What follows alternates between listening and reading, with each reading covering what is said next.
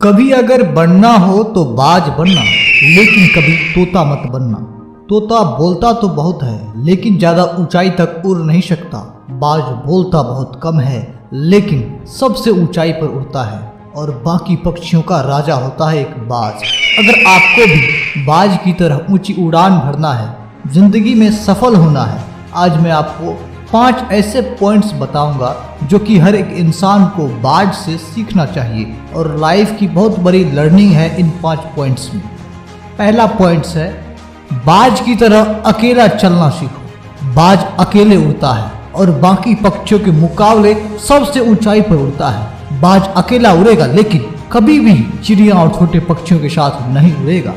बाज हमेशा या तो बाज के साथ उड़ता है या फिर अकेला उड़ता है। इससे हमें ये सीख मिलती है कि छोटी सोच वाले से हमेशा दूर रहे और अकेले रहो, क्योंकि यही वो समय है जब खुद को जानने का असली मौका मिलता है। दूसरी पॉइंट जो हमें सीखने को मिलती है, बाज की तरह अपनी लक्ष्य पर ध्यान दो। बाज का विजन बहुत ज़्यादा क्लियर होता है और बहुत ज़्यादा स्ट्रांग होता है। बाज अपने शिकार को 5 किलोमीटर दूर से ही देख लेता है और जब एक बार उसे अपना लक्ष्य दिख जाता है तो फिर उसके बाद रास्ते में चाहे कितनी भी मुश्किलें क्यों न आए, वो अपने लक्ष्य को हासिल करके ही दम लेता है।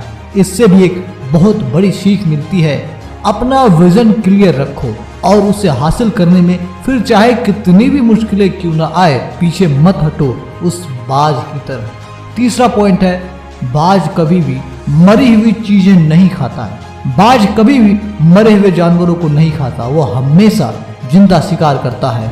और इससे हमें यह सीख मिलती है कि जो हमारा पास्ट है वो मर चुका है, तो अपने उस मरे हुए थॉट्स पर ध्यान मत दो और अपने आने वाली ताजी फ्रेश जिंदगी पर ध्यान लगाओ।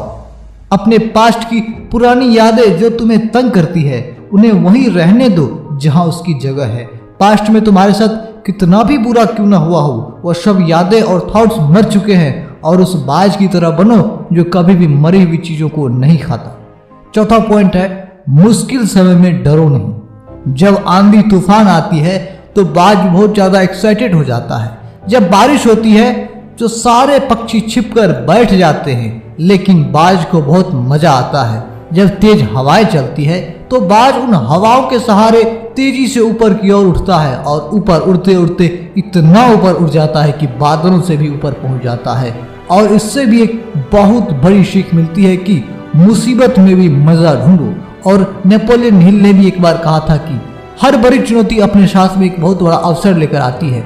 तो उस बाज की तरह तुम भी अपने अवसर को पहचानो और जिस दिन उन अवसरों को पहचान लिया, फिर सारी मुश्किलें तुम्हारे नीचे होंगी और तुम उन मुश्किलों के ऊपर होंगे। 5वां पॉइंट जो हमें सीखने को मिलती है वो है, अपने कंफर्ट जोन से बाहर निकले। बाज अपने घोंसले से सॉफ्ट घास को हमेशा निकाल देता है ताकि बाज का जो बच्चा होता है उसमें कंफर्टेबल ना हो सके, क्योंकि अगर वो घोंसले में कंफर्टेबल हो गया तो वो वहीं रहना पसंद करेगा। लेकिन बाज ऐसा कभी होने नहीं देता। बाज एक पक्षी है और उसे भी एक बात पता है कि कंफर्ट जोन में कोई ग्रोथ नहीं होता। लेकिन हम तो इंसान हैं। इंसान होने के बावजूद कई सारे लोग इस बात को समझते ही नहीं हैं।